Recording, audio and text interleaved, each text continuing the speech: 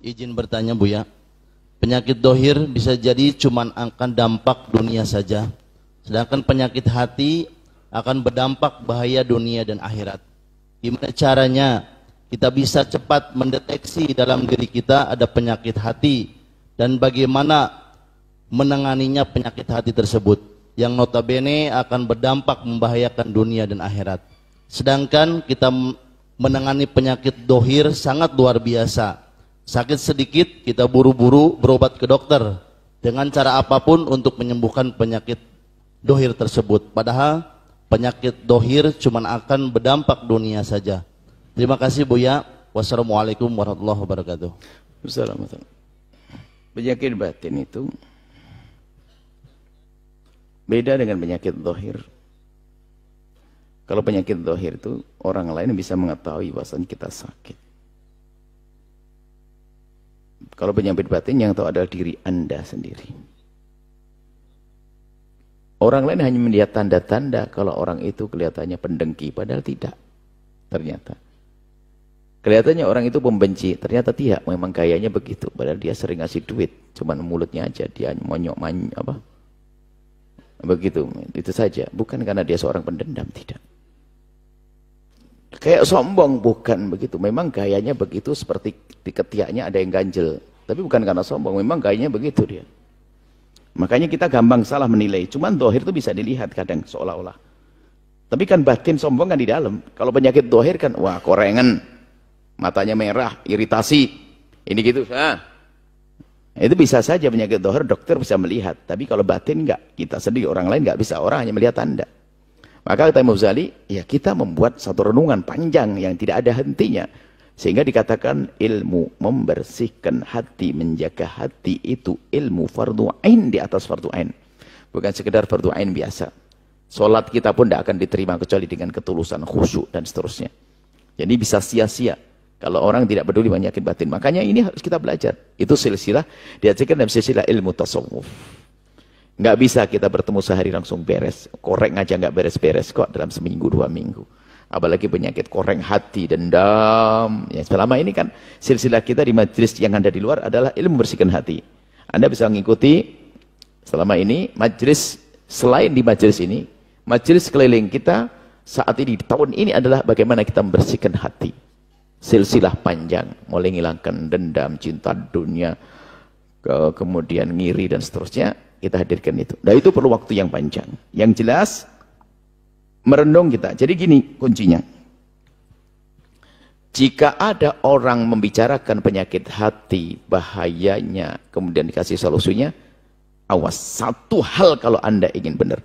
Jangan sekali-kali Anda melihat orang lain yang akan Anda lihat. Yang Anda dideteksi atau di kontrol. Jadi gini, setiap ada perbincangan tentang penyakit sombong, bahaya sombong, jadikan Anda orang pertama mendengarnya. Itu tak kuncinya. Jangan melihat, oh itu istri saya, itu ibu saya, itu paman saya. Nah. Karena di saat Anda sudah melihat orang lain, langsung hilang. Anda tidak akan bisa membersihkan hati Anda. Kunci sudah. Setiap ada, oh hari ini babnya ilmu tentang dengki. Tidak usah kebayang, oh iya betul. Kadang kita ini diajak, ibu-ibu yang baik hati. Padahal diajak bicara, ibu jangan sampai kita menggunjing. Gunjing itu berangkat dari kebencian hati, dosanya gede, gunjing, bahasanya neraka, gini-gini. Ustadznya belum diem, itu ibu sudah nyowel temennya. Tuh, yang kudung merah tuh. Nggak sadar kalau gini sedang gunjing juga. Nah, kadang kenapa permasalahannya kita kalau belajar selalu untuk orang, bukan untuk diriku sendiri. Makanya silsilah penyakit, Anda ikuti silsilah penyakit hati, semuanya tentang kerakusan dan sebagainya, kepelitan dan sebagainya. Aku. Nah disitulah. Karena dokternya, makanya seorang guru, murabbi, itu meraba-raba dari luar saja, dikasih obat, apa namanya, obat yang pokoknya obat ini untuk segala penyakit gitu loh. Jadi kurang lebih begitu. Jadi lihat dari luar, kurang lebihnya begini. Tapi soalnya bisa mengobati dirimu sendiri. Diri kita sendiri.